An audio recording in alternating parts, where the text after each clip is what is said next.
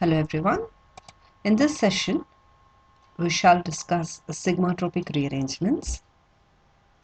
In that, we shall see nomenclature, superficial and interfacial processes, 1,3, 1,5 and 3,3 sigmatropic rearrangements, FMO approach for hydrogen and carbon shifts, and Woodward Hoffmann rules. Every sigmatropic rearrangement is characterized by the following things. It is always an intramolecular concerted reaction. It is not intermolecular, it is intramolecular concerted reaction, which means it occurs within the molecule. It involves a transition state, therefore we know because it is a concerted reaction, it involves a transition state. A sigma bond attached to allylic carbon breaks. So the sigma bond can carry CC, CH, CO, CN or CS. The sigma bond may be having carbon, hydrogen, oxygen, nitrogen or sulfur. This bond breaks, which is attached to allylic carbon, and a new sigma bond is formed. And pi electrons are going to rearrange. For our syllabus, we are going to be dealing only with CH and CC bond breakage. Let us look into the nomenclature or numbering system in sigmatropic rearrangement. You have to analyze what is the starting material and the product. Look, this is the starting material and this is the product. You can see that this RN double bond N has shifted. Only this molecule has shifted. Because this molecule has shifted, it is the migrating group. From where has it shifted? It has shifted from this carbon atom. Therefore, this carbon atom becomes the migration source. You can see that it is attached to a carbon atom carrying a double bond. It is attached to a carbon atom carrying a double bond. Therefore, it becomes allylic carbon atom. Okay. So, we have to look for a double bond and a carbon atom which is allylic to the double bond. That carbon atom becomes the migration source. So the migration source will carry the migrating group. This group will go to the new carbon atom, and this rearrangement ends. Therefore, the carbon atom to which this migrating group migrates is called as migration terminus. So we have come across three terms: migrating group, migration source and migration terminus. We have to identify these three things in sigmatropic rearrangement reactions. Okay. So first, analyze the molecule. Check what has happened. We all know cycloaddition reaction, two molecules. It is intramolecular. Okay. Intermolecular, sorry. Cycloaddition is intermolecular. And we have electrocyclic reaction, which is intramolecular. And this is sigmatropic rearrangement, which is intramolecular rearrangement. In this, you have to see that there is a group which has rearranged. That group is called as migrating group. It rearranges from a carbon atom which is allylic to the double bond. It is the migration source. It rearranges to a specific carbon atom, therefore it is called as the migration terminus. You have to identify migration group, migration source and migration terminus in any sigmatropic rearrangement reaction. Then you have to start numbering. Once you identified a migration source, number it as 1 and go on numbering it away from the migrating group. So this is 1, 2, 3 and 4. Now you number the migrating group, first starting with where it is bonded to the migration source. So nitrogen, this nitrogen gets 1, this nitrogen gets 2. because there will be a new bond formed between this nitrogen and the carbon atom which is present in carbon number 3. Fine. So if the group was here and this forms a bond with the carbon atom, then you have to number this as 1 and 2. But now this nitrogen is binding here, therefore you are going to give it number as 1 and 2. Okay. After this, we have to give the name to the sigmatropic rearrangement. What is the type of sigmatropic rearrangement? So the rearrangement has occurred and the new bond is formed between the second and the third. So we begin with migrating group. The number given to the migrating group is 2, and it ends at 3. Therefore, it is called as 2,3 sigmatropic rearrangement reaction. Look at this example. You can observe here. So this is the allylic carbon atom, and hydrogen from the allylic carbon atom has shifted to carbon number 5. It has shifted to carbon number 5. So this is the migrating group. Hydrogen is the migrating group. There is only hydrogen, therefore you have numbered it as 1. So this is the migration source, which is the allylic carbon. You have to start numbering 1, 2, 3, 4, 5. And the 5th carbon atom is the terminus. Therefore, you have 1, 5 sigmatropic rearrangement reaction. Now let us look into how many pi bonds and sigma bonds are involved. Okay, see here. We have 1 pi bond here and 1 pi bond here. So 1 pi bond from this and 1 pi bond from this. Therefore, there are 2 pi bonds and 1 sigma bond which is involved. So for this migration to take place, you have 2 pi bonds and 1 sigma bond. In total, you have 3 pairs of electrons. 3 pairs. Here you have 1, 2 pi bonds and 1 sigma bond. Once again, you have 3 pairs of electrons. We shall look at 2 more examples.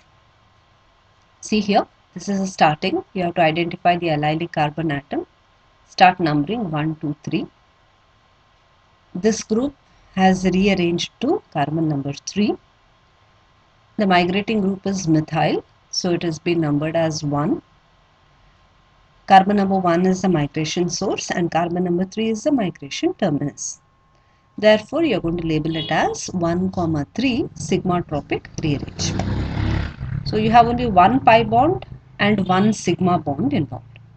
Therefore, you have 2 pairs of electrons involved in this sigmatropic rearrangement. When you have 3 sigmatropic rearrangements, see here. So, here you have allylic oxygen, not allylic carbon. This allylic oxygen, which means ether linkage. When you have ether linkage and rearrangement takes place like this, it is called as Claisen rearrangement reaction. So, this carbon atom is the migration terminus. The migrating group begins from here, right? And we have, you can see, 1, 2, 3. 2 pi bonds, 1 sigma bond. Therefore, 3 pairs of electrons. The new bond is formed between 3 and 3. Therefore, it is 3, sigmatropic rearrangement reaction. We have 2 types of rearrangements for your syllabus. One is carbon-hydrogen and another one is carbon-carbon. Carbon-hydrogen, when you consider, you have p bonds, okay, p orbitals of carbon and s orbital of hydrogen. They are going to overlap. So since s is symmetric in nature, and if you have p orbital which is symmetric, then it is easier for overlap like this, easy overlap. Whereas if you have p orbital which are asymmetric, then this becomes bonding, this becomes anti-bonding, so it has to overlap like this. Okay, so there are two possibilities. When you have symmetric P, overlap is easier. When you have asymmetric P, overlap is slightly difficult, like this. So when you have easy overlap like this, because of symmetric p orbitals, we call it as suprafacial. Whereas if it is difficult like this, then it is anterafacial. The same is the case with p orbitals. So if you have carbon which migrates, the carbon migrating carbon will have p orbital. If it is symmetric and if it is asymmetric, you will have both suprafacial and anterafacial interaction. So this is suprafacial and this becomes anterafacial. So there are two types of migrations, suprafacial migration and anterafacial migration. Suprafacial migration occurs when the p orbitals are symmetric. Anterafacial when the p orbitals are asymmetric. The same rule holds good. The transition state, if it involves 6 or lesser than 6 membered cyclic transition state, then suprafacial mode of interaction is allowed. If it is greater than 6, only then you have anterafacial mode of interaction. So we have seen this in the previous cycloaddition case. The same thing holds good in even sigmatropic rearrangements.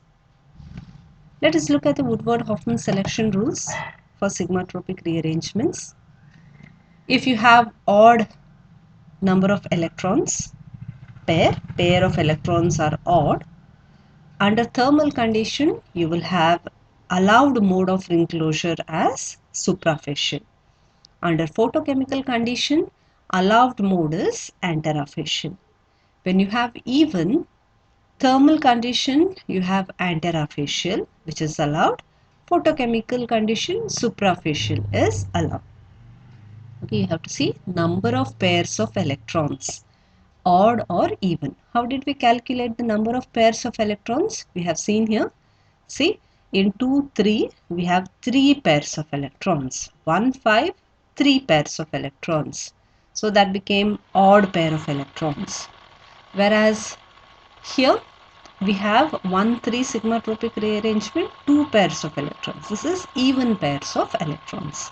When you have odd pair of electron, thermal condition suprafacial. Even pairs of electrons, thermal condition anterafacial. But anterafacial occurs only when the transition state which is formed is more than 6-membered cyclic ring. Okay. So now we shall see migration of hydrogen. See here, migration of hydrogen. So this is a 1,5 rearrangement. 1,5. Hydrogen has migrated, forming a cyclic transition state. Okay, cyclic transition state 1,5. You have 1, 2, 2 pi bonds and 1 sigma bond. So 3 pairs, which means odd. Under odd condition, what is the rule? Odd. Thermal condition suprafacial, photochemical condition anterafacial. So say photochemical condition anterafacial, thermal condition suprafacial. So this suprafacial under thermal condition is allowed. Look about this here. 1, 2, 3. Fine. What happens when you photoradiate? You'll get this product. So once again you have to check whether it is thermal condition or photochemical condition. You have to check what is the cyclic ring which is formed. If the cyclic ring which is formed is lesser than 6 or 6, suprafacial mode of interaction is allowed, or else it is greater than 6, anterafacial is allowed. Right? And then you can even find out whether the reactions can occur in presence of heat or in presence of irradiation. These are the few examples wherein hydrogen has migrated. Hydrogen has migrated.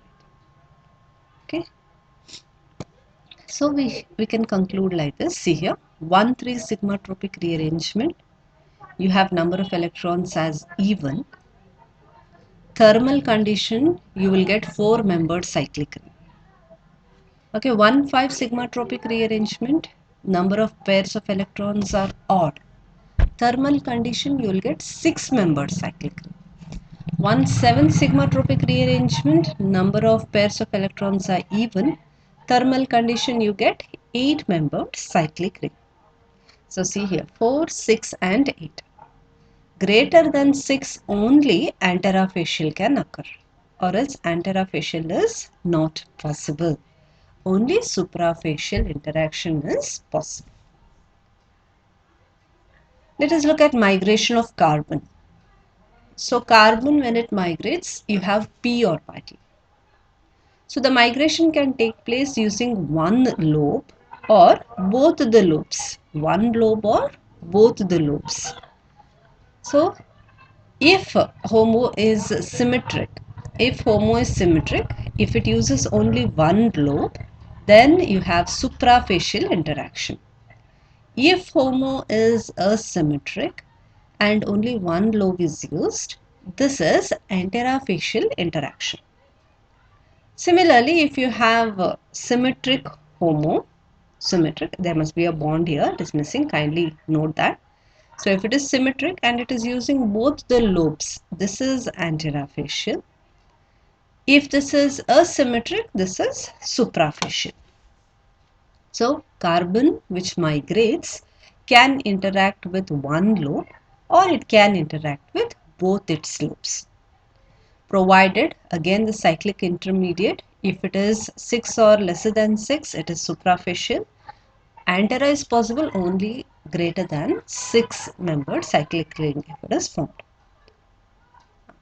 So this is an example where carbon migrates. So this is 3-1 migration, 1-3 migration, 1-3. So when you heat, you can see it 4-membered cyclic ring has been formed. Okay, if one lobe is involved or two lobes are involved, you can have suprafacial or anterafacial. Okay, so let us look at how one lobe or two lobes interact. If it is suprafacial interaction, you should have symmetric HOMO, then one lobe is involved. If you have asymmetric HOMO, two lobes are involved. In anterafacial, if HOMO is asymmetric, one lobe is involved. If HOMO is symmetric, two lobes are involved. Let us look at Cope rearrangement and Claisen rearrangement. I told you there are 3 rearrangement reactions. Okay, don't number this as 1, 2, 3, 4, 5, 6 directly. Identify the allylic carbon atom. This bond is going to break here. So it becomes 1, 2, 3, 1, 2, 3. Okay, and this is going to be formed here. Therefore, it is a 3-3 sigmatropic rearrangement reaction involving transition state. So Cope rearrangement reaction, once again, see here, this is the allylic bond here. This bond is going to break. When this bond is going to break, you will have double bonds like this and new bond will be formed here. Okay, so these are few examples of Cope rearrangements. All Cope rearrangements are 3-3 sigmatropic rearrangement reaction. Claisen rearrangement reaction will have an ether linkage. Okay, so this bond is going to break. Allylic oxygen breaks, and we will have this formed. So this is also a 3-3 rearrangement reaction. So you are supposed to break this bond here. Identify this is the migrating group. Number it 1, 2, 3, not 4, 5, 6, 1, 2, 3. And from here you label it as 1, 2, 3. New bond is formed between these two carbon atoms. Hence it is 3-3 sigmatropic rearrangement reaction. This is another example for Claisen rearrangement reaction. So this bond is going to break. The new bond is going to be formed between these two carbon atoms. Okay, so this bond is broken here. So this is also a Claisen rearrangement reaction, sigmatropic rearrangement reaction involving oxygen atom. Okay. So finally, let us draw one general table for all three kinds of pericyclic reactions: electrocyclic reaction, cycloaddition reaction, and sigmatropic rearrangement. So check here the number of conjugated pi bonds. If it is odd or if it is even, under thermal condition for electrocyclic reaction, disrotatory, photochemical reaction, conrotatory. If it is even, thermal condition conrotatory, photochemical condition disrotatory. Okay, the same thing holds good for cycloaddition reaction. When the number of pi bonds are odd, thermal condition suprafacial, photochemical condition anterafacial. When it is even, thermal condition anterafacial, photochemical condition suprafacial. Now, if you consider number of pairs of electrons, you consider the number of pairs of electrons only for sigmatropic rearrangement. So, number of pairs of electrons, if they are odd, then suprafacial in thermal condition. Number of pairs of electrons, if they are odd, photochemical conditions, anterafacial. So, this is one table which helps you remember all three types of pericyclic reactions. I request you to kindly write it down and memorize it and understand the conditions under which electrocyclic reaction takes place, cycloaddition or sigmatropic rearrangement takes place. Thank you.